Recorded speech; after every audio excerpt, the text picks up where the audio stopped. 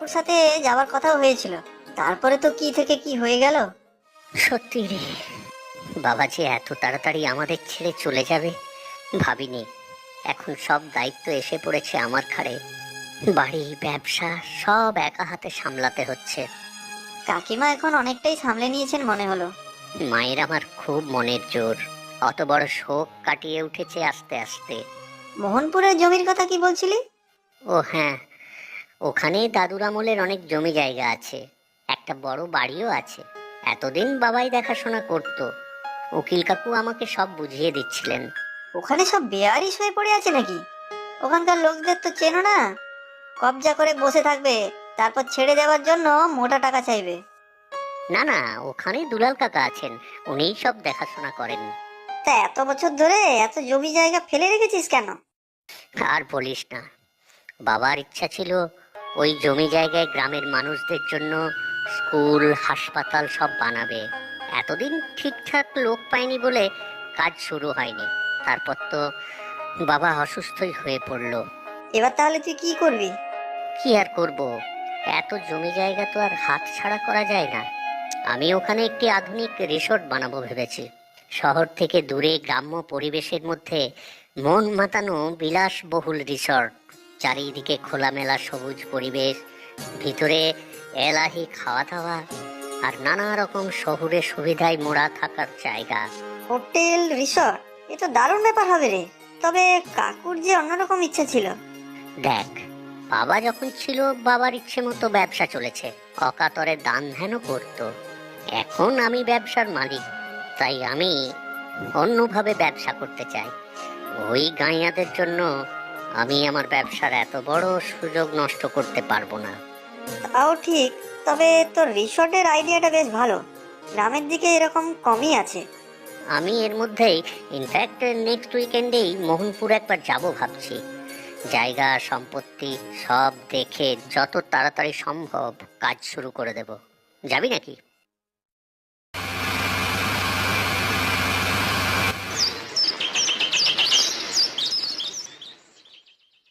দুলাল কাকা, ও দুলাল কাকা।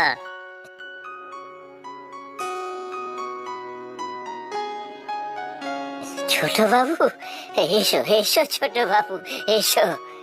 কেমন আছো দুলাল কাকা? এই আমার বন্ধু রনি। এসো দাদা বাবু, এসো এসো। আর আমি আছি তোমাদের দয়ায় একরকম। এতটা পথ গাড়ি চালিয়ে এলে, অসুবিধা হয়নি তো? এদিকের রাস্তাঘাট এখনো খুব একটা ভালো হয়নি। উফ, কোমর ব্যথা হয়ে গেছে। চলো ভিতরে যাই, কিছু খাওয়া দাওয়ার ব্যবস্থা করো তো কাকা। কি বিশাল বাড়ি রে তোদের! এই এত বড় বাড়ি সামলানো কি চারটিখানি কথা বলো তো দাদা বাবু? কর্তা বাবু তো তাও মাঝে মধ্যে আসতেন, গিন্নিমা আসতেন, এখন তুমি সব। চলো চলো ভেতরে চলো দেখি। গাড়ির ঝাঁকুনিতে পেট চোঁচো করছে। আরে রনি, উপরের ঘরদোর সব পরিষ্কার করে রেখেছি, তোমরা হাত মুখ ধুয়ে নাও, আমি খাবার বাড়ছি। এ তো পুরো অজ পাড়া রে। আমি তখন একটু হাঁটছিলাম বাইরে, তুই ঘুমোচ্ছিস বলে আর তোকে ডাকেনি। এখানে ইলেকট্রিকও তো সব বাড়িতে আসেনি। রিসর্ট হলে পুরো গ্রামের চেহারা বদলে যাবে দেখবি। তবে একটু আলো আধারি থাকলে মানাবে ভালো। রিসর্ট হলে গ্রামের মানুষদের একটা আয়ের উৎস হবে। তুই খেপেছিস নাকি? ওই গাইয়াদের নিয়ে এখানে কোনো কাজ হবে ভেবেছিস? অশিক্ষিতের দল সব। শহর থেকে ভালো কেতাদস্তুর লোকেদের কাজে রাখতে হবে। বাইরে থেকে লোকজন গেস্ট হয়ে এলে অসুবিধে হবে না।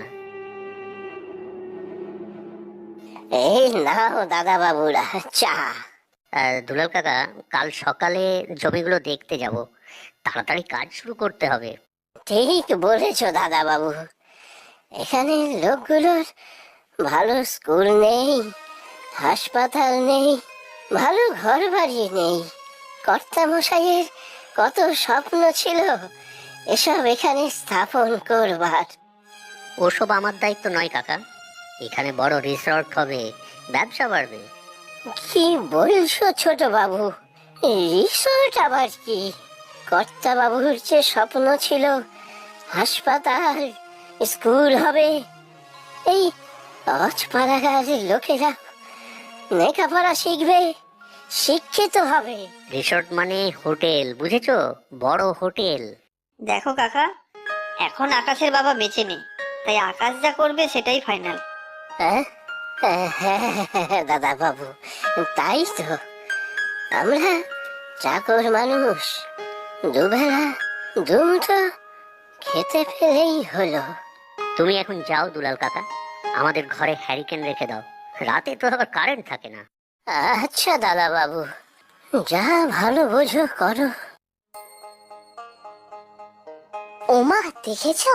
ওই বড় বাড়িতে মনে হয় কেউ এসেছে। উপরের ঘরগুলোতে মনে হচ্ছে আলো জ্বলছে। দুলাল কাকা বললো তো শহর থেকে ছোট বাবু আর তার বন্ধু এসেছে। কাল আমি একবার ওই বড় বাড়িতে যাব। কোথাও যাবি না, এখনো জ্বর ছাড়েনি। আর গিয়ে কি করবি ওখানে? ওরা বড় ঘরের ছেলে, তোর সাথে কথা বলবে নাকি? আয় খেয়ে নে দেখি। আজও ভাত নেই মা। জ্বরের মধ্যে ভাত খাবি কি রে? এই দেখ না, রাঙা আলু সিদ্ধ আর জলে ভেজানো সাবু, খেয়ে নে বাবা। ধুর, জ্বরটাও যেন কমছে না। কতদিন ভাত খাইনি। আমাদের ঘরে রোজ রোজ ভাত খাওয়া যেন ভোজ খাওয়ার সামিল। আমরা গরিব কেন মা? শুধু আমরা কেন, এই গ্রামে সবারই এক অবস্থা। না আছে ভালো হাসপাতাল, না আছে স্কুল, চাষের জমিও সব মহাজনের কাছে বাঁধা। আমি দেখবে মা, বড় হয়ে তোমাকে রোজ ভাত এনে খাওয়াবো। পাগল ছেলে, নে এবার খেয়ে শুয়ে পড়, জ্বর বাড়লে মুশকিলে পড়বো। এই সাইকেলটা কার কাকু? আমার গো ছোট বাবু, তুমি চড়বে? চলো না। এইটা করে 4-5টা ঘুরে আসি। রনি ঘুমাচ্ছে, ঘুমাক। সাবধানে যাবে, এদিককার রাস্তাঘাট তো ভালো চেনো না। হ্যাঁ হ্যাঁ, সাবধানেই যাব।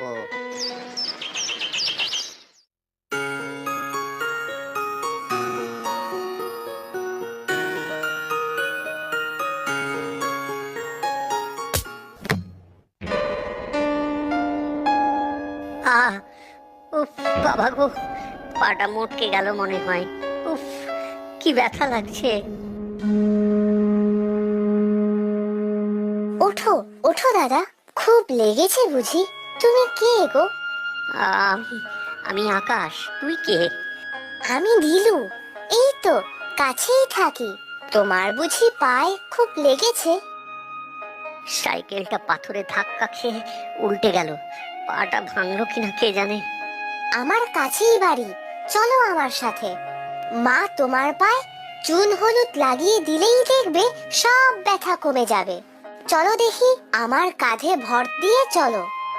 কি রে দিলু, ছিলে কোথায়? জ্বর গায়ে ঘুরে বেড়াচ্ছিস? এ কি, সাথে কে? এই দাদাটা সাইকেল থেকে পড়ে পায়ে ব্যথা পেয়েছে। আহারে, বসো বাবা বসো। যা তো দিলু, একটু জল নিয়ে আয়, পাটা পরিষ্কার করে দেই আগে। তুমি কোথায় থাকো বাবা? আমি শহরে থাকি, ওই যে জমিদার বাড়ি, ওটাই আমার বাড়ি। ও মা, তুমি বুঝি আমাদের ছোট বাবু? কি সৌভাগ্য আমার। ও দিলু, দেখ কে এসেছে, আমাদের ছোট বাবু। ইস, কোথায় যে বসাই। আপনি ব্যস্ত হবেন না। দাঁড়াও বাবা, আগে একটু জল বাতাসা খাও, আমি পায়ে চুন হলুদ লাগিয়ে দেব, ব্যথা কমে যাবে। তুমি ওই এত বড় বাড়িতে থাকো? আমাকে নিয়ে যাবে একদিন? আমাকে ওই বাড়িতে ঢুকতেই দেয় না। যাব, তোকে একদিন শহরে নিয়ে যাব। দিলু, ছোট বাবুকে বিরক্ত করিস না। দাও দেখি বাবা, পাটা দাও।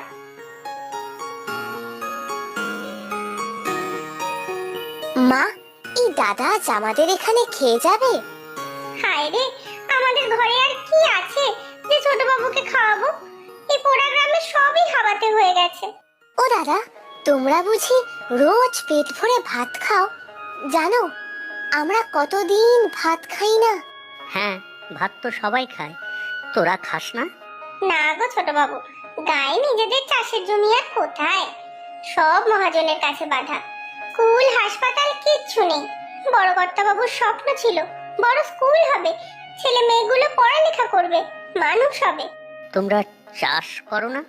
চাষ করি, কিন্তু কিছুই পাই না। ঋণের দায় সব মহাজন নিয়ে নেয়। বড় কর্তাবাবু যখনই আসতেন, যত ঘর আছে সবাইকে সাহায্য করতেন। কর্তাবাবু চলে গেলেন, আমাদের মাথার উপর থেকে ছাদ চলে গেল। ওমা, আবার শীত করছে, জ্বর আসছে মনে হয়। যা যা, ঘরে গিয়ে কাঁথা মুড়ি দিয়ে শুয়ে পড়। কোথায় গেছিলি বলতো? আমি আর দুলাল কাকা চিন্তা করছিলাম, আবার পায়ে ব্যথাও পেয়েছিস। তোমার কিছু হলে কর্তামাকে মুখ দেখাতাম কি করে বলো তো দাদা বাবু? শোন, জমির বাড়ির কাগজপত্র সব আমি দেখে রেখেছি, তুই বললেই কাজ শুরু হবে। দু একটা কনস্ট্রাকশন কোম্পানির সাথে আমি কথাও বলেছি, বুঝেছিস? কি হলো তোর? কি রে, কিছু বল, কি হয়েছে? উম, না কিছু না। আচ্ছা কাকা, এই গ্রামে তোমরা সবাই রোজ ভাত খাও না? ওই আর কি, সবাই তো দুবেলা ভাত পাই না, যখন যা পাই তাই খাই। গেরি, গুগলি, রাঙা আলু, এই সব। ওই দিলুদের বাড়িতে একটু মাছ ভাত পাঠিয়ে দাও না। আমি সাইকেল থেকে পড়ে গেছিলাম, ওই তো আমাকে ওর বাড়ি নিয়ে গেল। তুমি তুমি সত্যি ওকে খাবার পাঠাবে ছোট বাবু? মাঝে মধ্যেই আসে এখানে, বেচারার খুব ভাত খাবার শখ, অসুখে ভুগছে খালি। আমি আমি এক্ষুনি ব্যবস্থা করছি। তোর হয়েছে কি বলতো? এইসব গ্রামের লোকেদের চিনিস না, তোকে নিজেদের দুঃখের কথা বলে মাথায় চড়ে বসবে। এখানকার লোকেরা সত্যিই খুব বিপদে আছে রে। সারা জীবন কেউ না কেউ বিপদে থাকবে, কতজনকে উপকার করবি? তাড়াতাড়ি এদিকের কাজ শুরু করে দে। রিসর্ট হলে না হয় দু একজনকে কোনো ছোটখাটো কাজ দিয়ে দিবি। আমি উঠলাম, আমার খাওয়া হয়ে গেছে।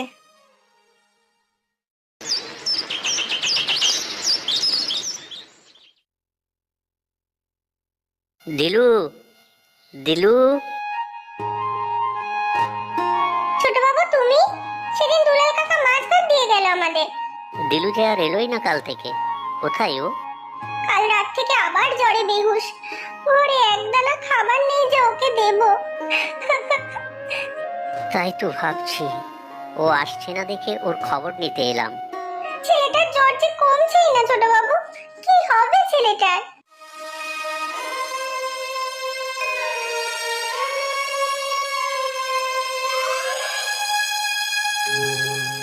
দিলু, এই দিলু, চোখ খোল।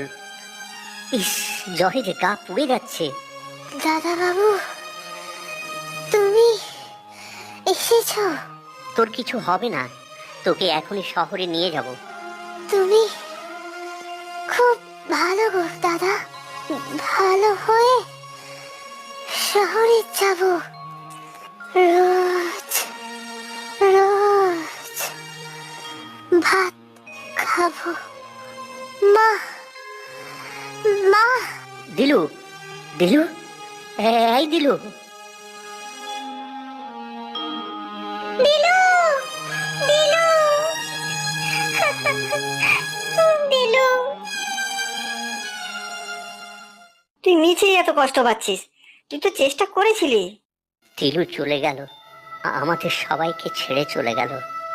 ইস, একটু আগে যদি হসপিটালে নিয়ে যাওয়া যেত, তাহলে হয়তো বেঁচেই যেত ছেলেটা। তোর কি দোষ? তুই তো গাড়ি করে নিয়েও এসেছিলি শহরের হসপিটালে।